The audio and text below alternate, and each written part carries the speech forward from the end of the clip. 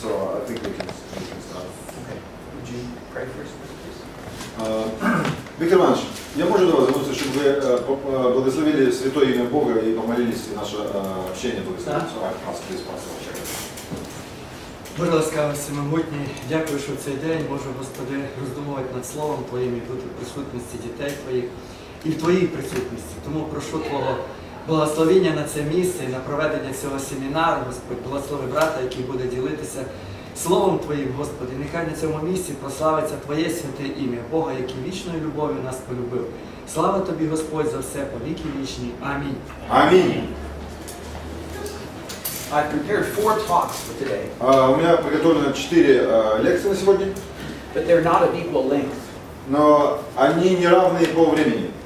So we will probably finish the first talk before we finish the first hour, and we will just go right ahead into the second talk. Мы закончим вступление, первую лекцию раньше, чем истечет 1 час, и мы сразу же начнем вторую тему. The first talk is just an introduction to the synoptic problem. Первая лекция – это введение в так называемую синоптическую проблему. In this talk, I'm going to introduce you to the standard view of the synoptic problem today. В этой лекции вводной я просто представлю проблему, как она описана в сегодняшнем дне. So I think we should introduce you, by the way. Before we introduce synoptic problem, you introduce problem of Ралф Сміт. Это преподобный Ралф Сміт, пастор церкви, реформатской церкви, которая называется Євангеліє Church. 34 года он живет в Японии, где является пастором церкви, и может быть и умрет там. So he will die there in Japan. I've already bought my grave. Да, он уже купил могилу себе в Японии. Okay? Нет. Не серьезно. Are you serious? Yes. About the grave? Да. Да, это серьезно. Да. Человек посвящен Японии. Okay, so in this talk, we're going to think about what are the synoptic gospels, what is the synoptic problem, and what is the most popular solution today. Итак, в вводной лекции вы видите введение в синоптическую проблему, что является синоптическими Евангелиями, что является синоптической проблемой и какое наиболее популярное решение этой так называемой проблемы на сегодня. Okay, the term synoptic was first used by Johann Jacob Griesbach. Впервые термин синоптический был использован Иоганном Джейкобом Грисбахом. And the English word synoptic comes from the Greek word synopsis, meaning to see together.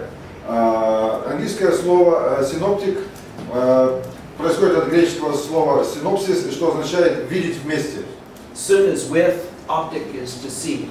Син это слово означает приставка с, а оптика это си. Син-оптик. 1776, Griesbach published a Greek version of Matthew, Mark, and Luke arranged synoptically so you could see them together. В 1776 году этот человек, Джоганн Грисбах, он опубликовал греческую версию Евангелия от Матфея, Марка и Луки, и он организовал таким образом, что вы могли видеть их вместе, side by side. As you all know, Matthew, Mark, and Luke are very similar in structure and content. Вы, как, наверное, вы знаете, что Евангелие от Матфея, Марка и Луки, они похожи по содержанию и по структуре. This is Mr. Griesbach. Вот это мистер Джоганн Джейкоб Грайсбах. And you can see Matthew, Mark, and Luke.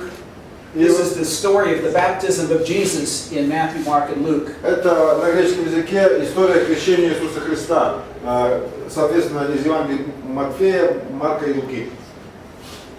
He was the first person in Christian history to do something like that. Это первый человек в истории христианства, который сделал нечто подобное. Matthew, Mark, and Luke tell the story of Jesus in geographic sequence. Матфей, Марк и Лука рассказывают историю Иисуса в географической последовательности. They begin with ministry in Galilee. Начинается со служения в Галилее. And as you know, many of the same healing stories are found in Matthew, Mark, and Luke, all three. Как вы знаете, многие истории исцеления, они записаны во всех 3 Евангелиях. And then Jesus withdraws to the north, and that's where Peter confesses that Jesus is the Christ. Затем Господь Иисус удалился на север, где Петр исповедует Его как Господа и Мессию.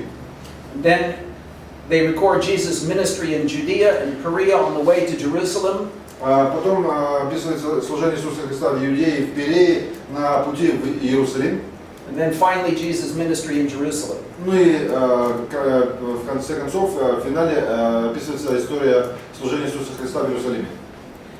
As you all know, John's story is very different from Matthew, Mark, and Luke. Как вы знаете, Евангелие от Иоанна, история, описанная в Евангелии от Иоанна, очень разительно отличается от того, что записано в Матфее, Марке и Луке.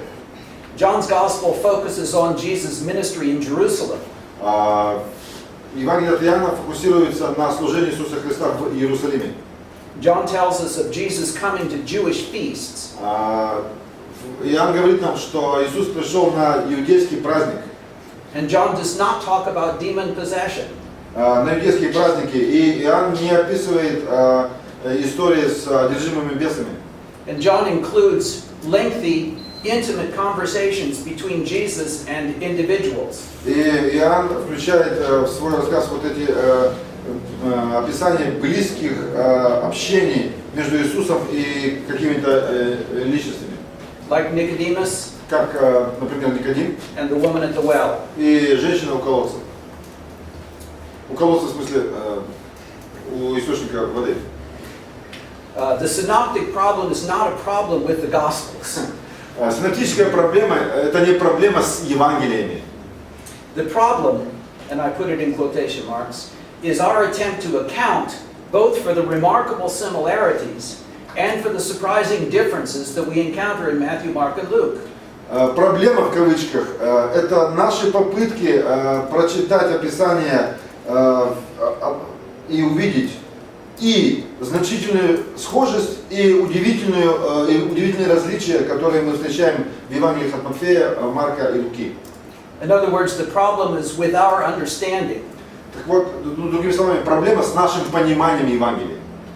And in the post-Enlightenment West, it's often a problem of imposing Enlightenment standards on ancient literature. И в свете после возрожденческой эпохи Запада часто заключается в том, что люди пытаются навязать стандарты просвещения на древнюю литературу. That is an unenlightened procedure. И это не просвещенная процедура. Слово просвещение понятно? Это эпоха. Okay, the synoptic problem has at least 5 dimensions. Итак, синоптическая проблема имеет, по крайней мере, 5 измерений.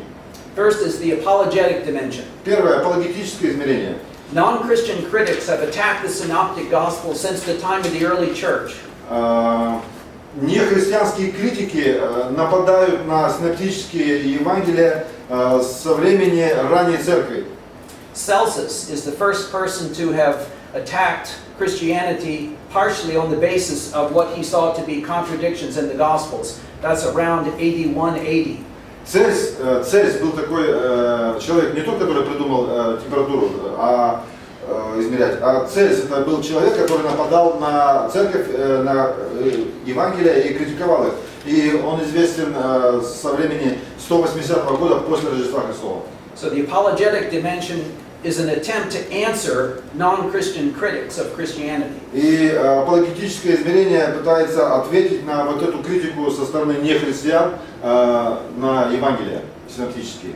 There's a historical dimension. Есть историческое измерение. We speculate about when and how these stories were written.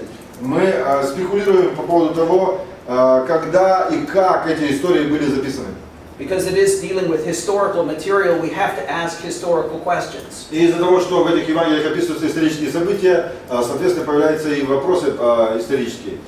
There's an expositional dimension. We seek to understand and explain the gospel stories. Экспозиционное измерение. Мы ищем понимание и объяснение евангельских историй. There's a literary dimension because we look for the literary significance of the similarities and differences. Есть литературное измерение. Мы ищем литературного значения схожести и различий в Евангелиях. And there is a theological dimension because we ask, why did God give us stories in this particular fashion? Why did He tell us about Jesus in this particular way?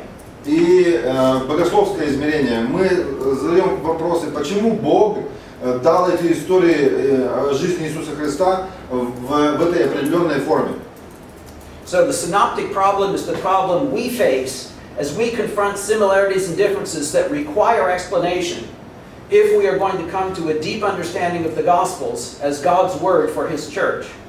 Синоптическая проблема – это проблема, которую мы встречаем, когда мы видим эти схожести и различия в Евангелиях, которые требуют объяснения, если мы ищем глубокого понимания Евангелия как Слова Божьего для Его церкви. This slide is very interesting. Вот этот слайд интересный.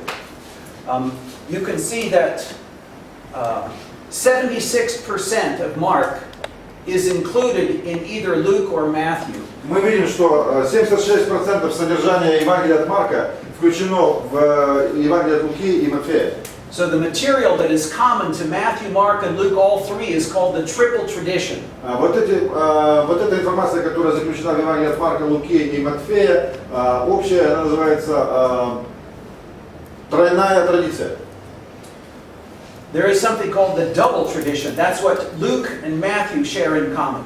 Есть еще технический термин «двойная традиция». Это материал, который включен в Евангелие от Луки и Матфея. Соответственно, вы видите, 23% 25%.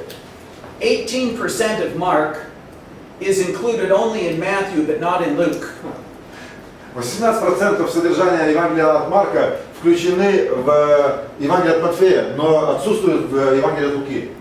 But Mark and Luke only share 1% of Luke, and it's only 3% of Mark.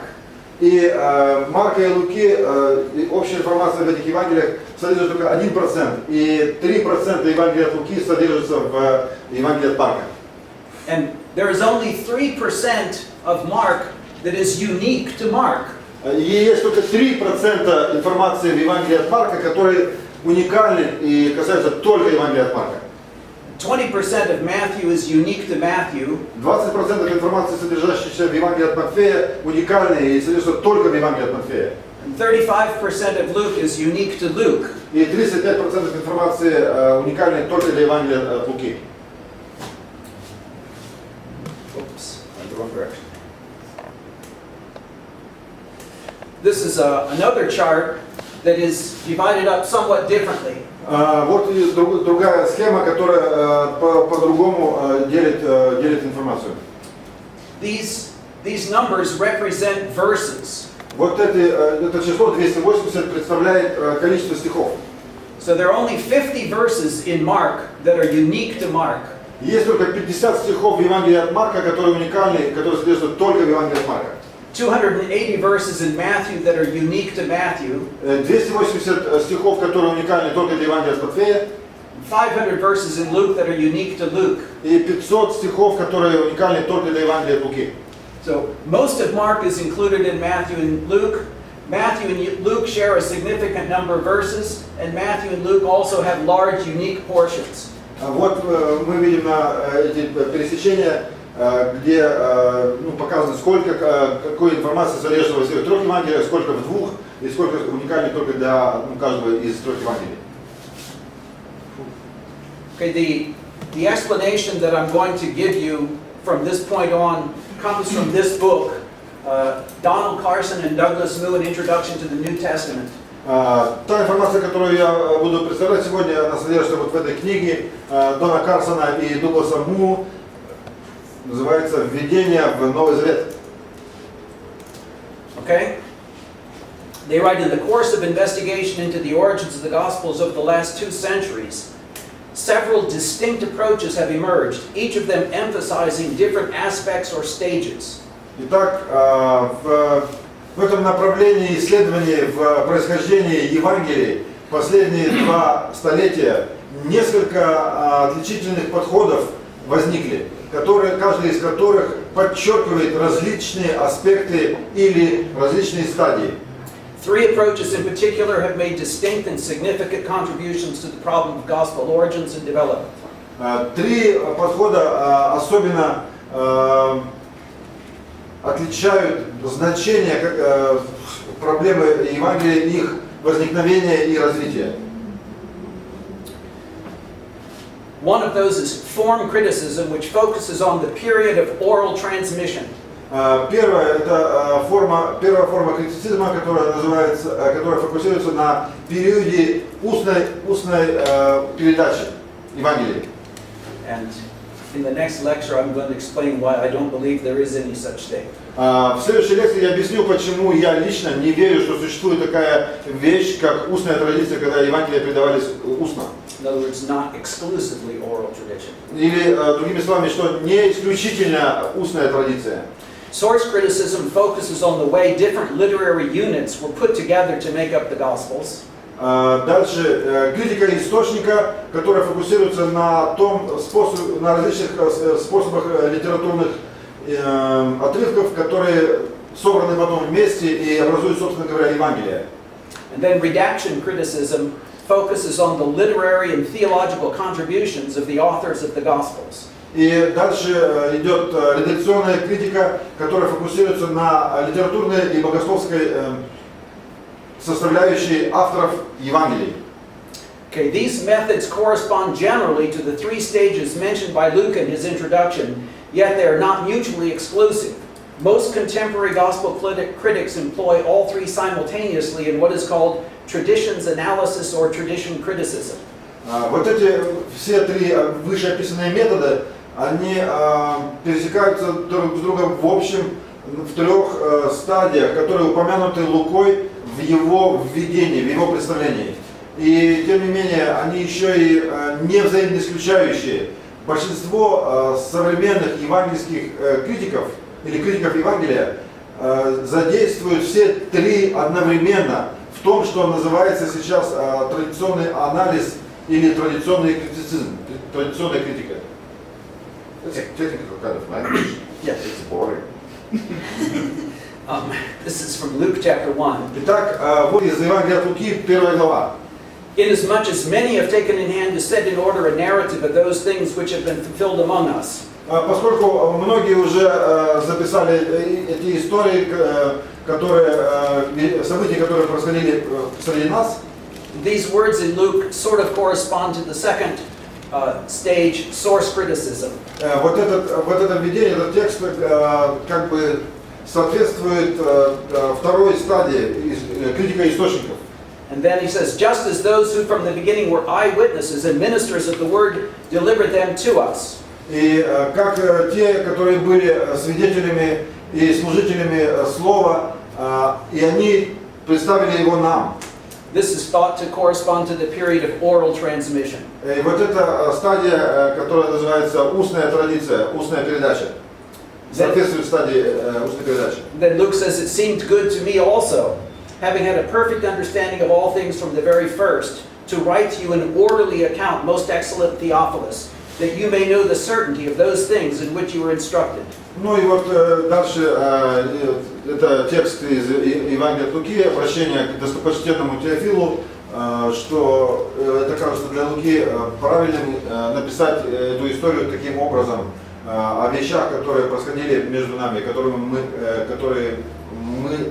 мы наставлены. Евангелие от Луки кто-нибудь читал? Вы что сидите как мертвые? This corresponds to redaction criticism. И вот этот отрывок, он как бы соответствует критике редакции, редакционному критицизму. Luke has his own purpose, his own audience, and he's organizing material for his own particular gospel. И у Луки были как бы свои источники, у Луки были свои цели, у Луки была своя аудитория, к которой, собственно говоря, он обращался, и это все и сформулировало Евангелие от Луки таким образом, как мы его видим. There are four main approaches to the origins of the Gospels. This is all coming from Carson and Moo. Есть четыре основные подхода к происхождению Евангелий. Они взяты или описаны в книге Карсона и Му. In 1771, Lessing published a theory that said that Matthew, Mark, and Luke are dependent upon one original Gospel. Вот в 1771 году человек по фамилии Лессинг представил такую идею о том, что все три Евангелия использовали один общий источник. Herder in 1797 published a theory that said that the Gospels are commonly dependent upon oral sources. Человек по фамилии Хердер в 1797 году опубликовал такую идею о том, что все три Евангелия сильно зависели от устных источников. Schleiermacher in 1832 published a theory that said they're commonly dependent upon various written fragments. И Шлейермахер в 1832 году написал следующую идею, опубликовал, что все три Евангелия имеют общую зависимость на некоторые уже написанные источники, от некоторых уже записанных источников. Today, most people believe that the gospel writers depended upon one another. Сегодня многие люди склонны придерживаться идеи о том, что есть взаимная зависимость авторов и Евангелий друг от друга. Это основной взгляд на сегодня. But there's more than one way of imagining how they may have been dependent. И есть более чем один способ представлять, как они зависимы друг от друга, все три автора. And you can see that the first of these four suggestions here is the Augustinian hypothesis. The Augustinian hypothesis is what the church believed from the time of Augustine, or maybe more, until the Enlightenment.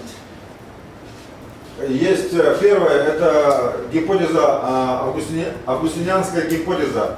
Матфей написал первый, Марк сильно зависел в своем написании от Матфея, а Лука зависел от обоих, и от Матфея, и от Марка. There's something called the two gospel hypothesis that goes back to Griesbach.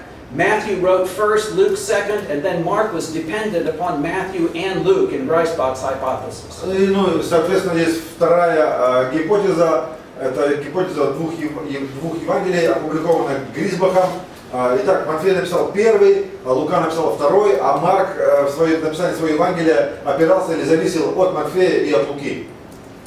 The two-source hypothesis goes back to Holtzmann in 1863.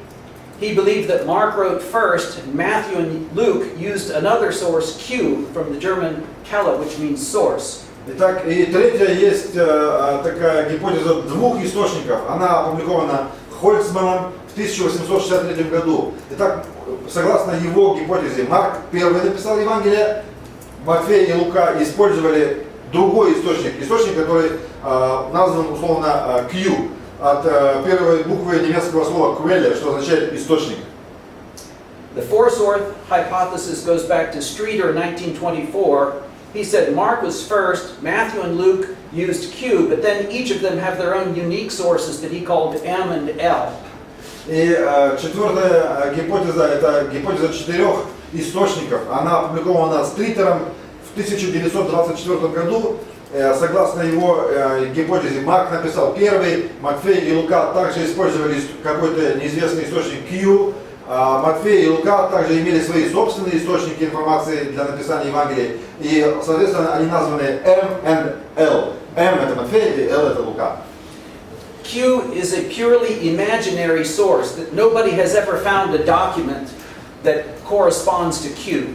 Вот этот вот источник Q, на который ссылается вот в этой гипотезе номер 3, это полностью идея, которая не имеет никаких реальных оснований, никаких документальных или исторических подтверждений. Это просто такая воображаемая идея. Люди предположили, что существовал некий источник Q, из которого потом вытекли, собственно говоря, все три Евангелия. Okay, so the two source looks something like this. Matthew and Luke both borrow from Mark, and they borrow from Q. Вот эта стандартная гипотеза двух источников. Марк опирается в своем Евангелии на Евангелие от Матфея и Луки. Эти ребята, Матфей и Лука, используют вот этот никому неизвестный воображаемый источник Q. Streeter even thought he could tell you how many verses from each gospel came from what source. И Стритер даже посчитал, сколько текстов, сколько стихов взято оттуда или оттуда, и вот он сопоставил и сделал такую невероятную работу. This is the Augustine hypothesis. Вот схема августинианской гипотезы. Matthew himself is an eyewitness, and he has other eyewitness sources. I'm going to talk about Matthew's notes. Mark was working together with Peter. He had Matthew to look at, and then Luke has eyewitness sources, and he's looking at Matthew and Mark both. Итак, как эта схема описана? Матфей был сам свидетелем, потом он еще брал какие-то заметки Матфея, и от Матфея зависел Марк. У Марка также было свидетельство Петра, и Лука взял с источником каких-то свидетелей, которые сами видели происходящее, и также он опирался на Марка и, ну, соответственно, последовательно и на Матфея. Okay, that's the end of the first lecture. Wow! Yes, we did it. Это конец первой лекции, это введение. Дальше будет все страшнее. Не, я шучу, на самом деле.